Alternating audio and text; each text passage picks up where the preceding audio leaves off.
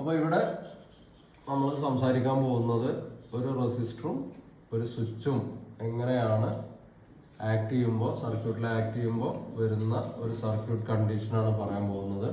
റെസിസ്റ്റൻസിന് across ഉള്ള voltage V R is equal to 10 volt നമ്മളിവിടെ apply ചെയ്ത് കഴിയുമ്പോൾ റെസിസ്റ്ററിന് അക്രോസ് 10 വോൾട്ട് ആയിരിക്കും.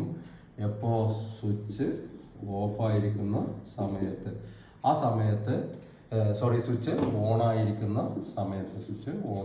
സമയത്ത് സ്വിച്ചിന് അക്രോസ് ഉള്ള വോൾട്ടേജ് 0 വോൾട്ട് ആയിരിക്കും.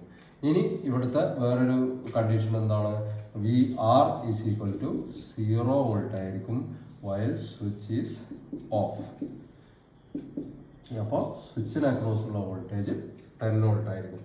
ഈ ഒരു സംഗതി വളരെ ഇമ്പോർട്ടൻ്റ് ആണ്. ഇലക്ട്രോണിക് സർക്യൂട്ട്സിൽ നമ്മൾ അറിഞ്ഞിരിക്കേണ്ട കാര്യമാണ്. ഓക്കെ.